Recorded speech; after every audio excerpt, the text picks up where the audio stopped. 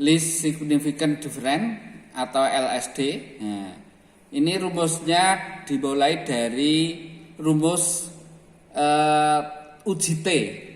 Jadi dalam uji T itu rumusnya T hitung sama dengan perbedaan dua rata. Di sini rata pertama sebagai X1 bar, rata kedua sebagai X2 bar dibagi simpangannya.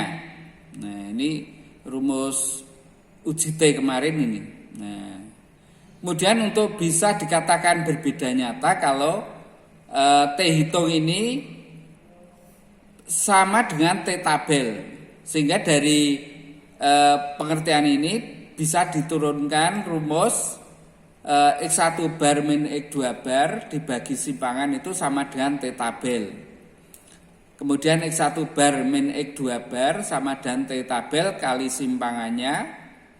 Kemudian dilanjutkan X1 bar min X2 bar sama dengan T tabel kali tadi rumus simpangannya SP kuadrat per R1 plus SP kuadrat per R2, nah, diakarkan. Kemudian ini sama X1 bar min X2 bar sama dengan T tabel kali akar SP kuadrat kali seper R1 plus seper R2, di mana R1 ini adalah ulangan dari X1 bar dan R2 itu adalah ulangan dari X2 bar ini. Kalau misalnya R1 dan R2 itu sama, yaitu sebesarnya sama dengan R, maka rumus ini menjadi X1 bar min X2 bar sama dengan T tabel kali akar SP kuadrat kali dalam kurung seper R1 plus seper R2 seper R plus seper R, sehingga dari rumus ini di ringkas menjadi X1 bar min X2 bar sama dengan T tabel kali akar 2 SP kuadrat per R. Nah, LSD itu sama dengan T tabel kali akar 2 SP kuadrat per R. SP kuadrat sendiri itu adalah sama dengan kuadrat tengah kesalahan percobaan atau MS error. Kemudian setelah itu kita bandingkan antara rata perlakuan dengan LSD-nya. Kalau misalnya dari perbandingan ini lebih besar dari LSD, misalnya X1 bar dengan X2 bar tadi ya, lebih besar dari LSD-nya, maka di situ dikatakan ada beda nyata. Namun kalau lebih kecil tidak ada beda nyata. Artinya antara X1 bar dan X2 bar itu tidak ada beda nyata.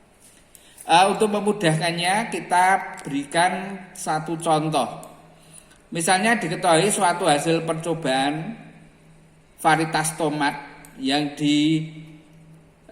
menggunakan rancangan CRD yang terdiri dari 5 varietas yaitu A, B, C, D, dan E dengan masing-masing 4 ulangan. Tabel ANOVA-nya seperti ini. Jadi ini ternyata di sini F hitung lebih besar dari F tabel sehingga ada beda nyata. Dengan masing-masing rata perlakuan, rata A 6, B itu 10,5, C 5,5, D 11, E 7. Kemudian di sini diminta ujilah dengan LSD 5% dan bandingkan rata perlakuan yang mana yang berbeda nyata. Jadi apakah antara A dengan B, A dengan C, A dengan D, dan seterusnya, masing-masing dibandingkan dua-dua gitu. Kita lihat penyelesaiannya. Ini penyelesaiannya. Pertama menghitung LSD. Seperti tadi LSD adalah rumusnya T tabel kali akar 2 kali kesalahan kuadrat tengah kesalahan percobaan dibagi banyaknya ulangan. Di sini T tabel ini nanti dilihat di T tabel. Kalau tadi diminta 5% pada derajat bebas 15, ini derajat bebas kesalahan percobaan. Di sini didapatkan T tabel itu 2,131. Kemudian akar 2 kali kuadrat tengah kesalahan percobaan. Kalau dilihat di tabel tadi, kita lihat kuadrat tengah kesalahan percobaannya ini. Nah, di sini 6,4. Nah, bisa kita lihat di sini 6,4. Kita masukkan pada angka ini, pada KT ini 6,4. Terus ulangannya tadi adalah 4. Nah, sehingga dari angka-angka ini kita dapatkan LSD-nya itu 3,81. Setelah LSD diketahui, kita bandingkan masing-masing perbandingan antar perlakuan. Misalnya bandingkan antara A dengan B.